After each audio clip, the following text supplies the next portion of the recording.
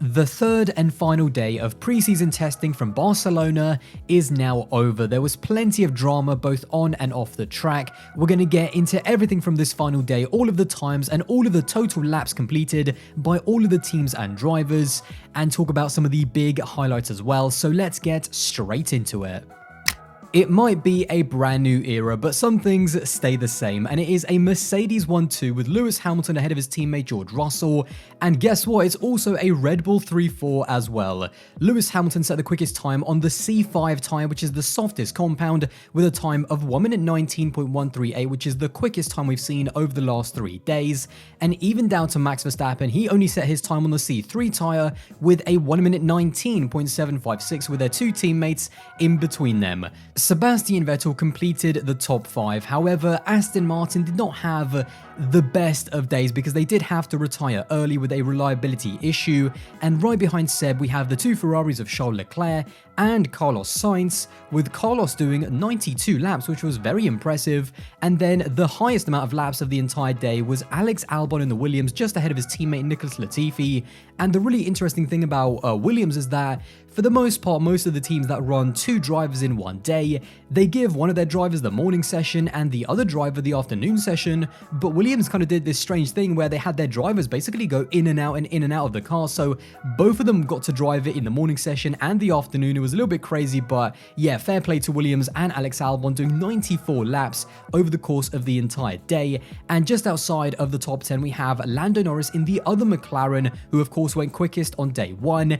In 12th, we have Fernando Alonso in the Alpine. Now, unfortunately, only 12 laps, and to be honest, Alpine's day ended very, very early with a reliability issue, a very smoky reliability issue, but again, I'll talk about that a little bit later. Guan Yu Zhou managed to add a few more laps onto his tally, but again, only 41, and if you look right at the bottom of the list is his teammate Valtteri Bottas with only 10, so yeah, 51 total laps for Alfa Romeo on the final day of testing. That is not great, and you know, whatever you think about the times and the laps, yeah, it's not been a great first week for Alfa Romeo. And then the other two drivers are Pierre Gasly in the Alpha Tauri and also Nikita Mazepin in the Haas, only doing 9 laps because the team was compromised, just like a few others, with reliability issues. Since it is the final day of the first week of preseason testing, I did also want to go through the total amount of laps done by both the teams and each of the drivers. Now, I'll put both of them up on the screen. I'm not going to go through each driver and each team. You can pause the video and kind of pick out what you think is interesting, but certainly the really big highlights for me in terms of the best and the worst. Again, whatever you want, whether you want to jump on the hype train or not, Ferrari is looking good. They did the most amount of laps of any of the teams with 439, and Carlos Sainz actually quite comfortably had the most amount of laps with 236. It's also good to see McLaren and Daniel Ricciardo up there with the second most amount of laps with 212. Hopefully that gave him a really good amount of mileage because he really needs to kind of focus in to make sure that he really gets the most out of his talent and out of his incredible speed with their brand new McLaren. And also Mercedes had a very late kind of push up the table because they weren't doing that great in terms of laps at the end of the second day. To be honest, they spent most of the second day doing a lot of data runs, and it was only George Russell that was really pumping in the laps. But yeah, they had a very strong end to the first week of testing and managed to bump their way up to second in terms of laps. However, the really big story also for me is right at the bottom of the table, because in terms of the two teams that have the least amount of laps, we have both Alfa Romeo and Haas. Now, the really strange thing about Haas is that even though they do have the least amount of the least amount of laps out of all of the teams, I actually think that Alfa Romeo probably struggled even more because Guan Yu Zhou, their brand new rookie driver for 2022, only doing 112 laps. I mean, that's not great really. And then especially when you look at Valtteri Bottas now, Bottas is supposed to be Alfa Romeo's kind of superstar driver, the race winner, the experienced driver that's supposed to be leading the team and also leading the development of the car. And for him to only have done 54 laps, I know that Robert Kubica had to have one of the sessions, but even so, that session was still affected by a reliability issue, and Robert Kubica still could have given them so much data and kind of said quite a few things about the car. So yeah, it just seemed like every single day they were kind of hit with reliability issues. And again, for their superstar full-time driver to only get 54 laps over the course of 3 days, yeah, it's not great. And undoubtedly, even though they did do more laps than Haas collectively, it just feels like leaving this first week, it's Alfa Romeo who have to do more catching up than any of the other teams. So those were the quickest times from the end of day 3, and also the total laps done by each of the teams and drivers over the last 3 days. Now, in terms of the big talking points right at the beginning of the day, and actually something that started last night at the end of day 2, was that Haas, because of the current global situation, which I'm sure everyone is aware of, there was obviously a lot of questions around their title sponsorship with U-Phoria, who of course are a Russian state-owned chemical company. And the team again announced very late on at the end of day 2 that basically the partnership would be ending, and for day 3 that they would not be running with their U-Phoria livery. So the team ran with just an all-white car with some of their other sponsors of course as well, but they did announce that in terms of the U-Phoria sponsorship, that does look like it's going to be terminated, and we're just waiting for it kind of to be officially sorted out because they want to do it the right way. But yeah, it's obviously a very tricky situation. But more than the sponsorship, what it calls into question is the future of their driver, Nikita Mazepin. Now, we all know why he is at that team. He came with a huge amount of backing from U-Phoria, and of course he came in as mostly a paid driver, but now that U-Phoria are gone, now that they're not getting that money, the big question is he the absolute best option for the team?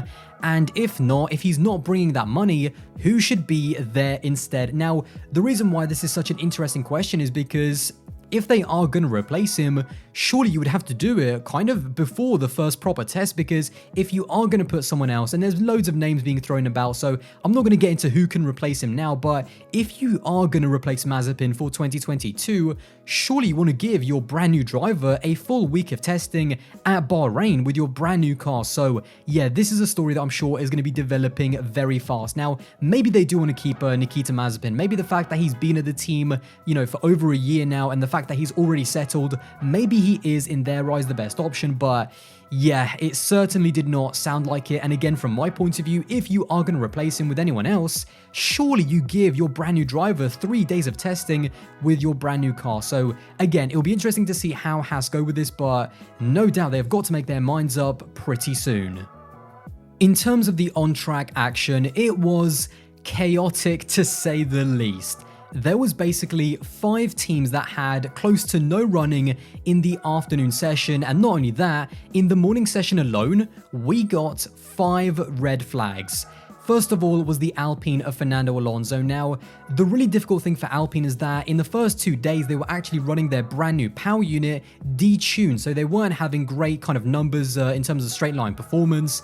And this, on the 3rd day, was supposed to be the day where they turned it up to really see what they could get out of their brand new power unit. And very, very early on, Fernando Alonso in the Alpine had a hydraulics leak, which caused a very dramatic fire. Now, I'll put some of the pictures up on the screen. It was very dramatic, actually, and there were some amazing images, but massively frustrating for Alpine. That basically ruined their entire day, so they did not get that much running on the final day, and they are definitely on the back foot and will have, again, another one of the teams that will have a lot of catching up to do in Bahrain. Next up was Pierre Gasly, who actually had a crash and put it into the barriers. It wasn't serious or fast, but again, the team actually weren't able to repair it in time and were another one of those that had absolutely no running in the afternoon. Then we had Guan Yu Zhou. He had a few spins, which again is, you know, it's all fine. Again, he's a rookie, he's trying to get used to these brand new cars, but once again, Alfa Romeo had another technical issue and only managed to do 10 laps in the afternoon session on intermediates. And then we also had Aston Martin. Now, Sebastian Vettel, he was doing quite well, but again, they had an oil leak, and just like Alpine, yet again, there was another fire, and Aston Martin weren't able to fix their car for the afternoon session. So in the afternoon, we had Alpine, Haas, Aston Martin and AlphaTauri doing absolutely no running, and even Alfa Romeo limited to just 10 laps on the intermediate tyre when the track was actually made wet for the teams to test out the wet compounds just for a little bit on the final day, but all of those teams got absolutely no or even minimal running in the case of Alfa Romeo, so undoubtedly a frustrating end to their last day of the first week of testing. But this is what it's all about. It's about finding those reliability issues, and it's about sorting them out right now, because the last thing you want to happen is for them to crop back up at the beginning of the actual season. So that was some of the more dramatic moments, but we did also get to see, as I said earlier, the cars in wet conditions, because the track was made artificially wet by F1 so that the teams and the drivers can kind of test out the Pirelli tires on these brand new generation of cars, test out the intermediates and the full wets. But to be honest, I mean, not only did the cars look very cool in the wet, and it was good to see them actually in the wet for the very first time, but it actually dried out very, very quickly, so that by the end of the session, Lewis Hamilton put on the softest C5 tires and maybe went for a few glory runs there and there. He went quickest late on and then improved his time and went quickest again, and apparently he was on another quick lap but then backed out in the final sector, which is just classic Formula 1 drivers during preseason testing. They do a blistering sector 1, blistering sector 2, and then basically slam on the brakes before the line as to not show their hand. But regardless, at the end of the first week, we have Mercedes with the fastest time, but Ferrari with the most amount of laps.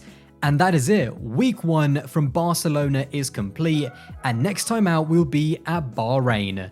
Anyway, there you have it. That is this video wrapped up. Don't forget to let me know all of your thoughts from the first week of testing in the comments box below. And if you did enjoy this video and want to support the channel, then don't forget to subscribe as well. That would be greatly appreciated. And I will see you in the next one.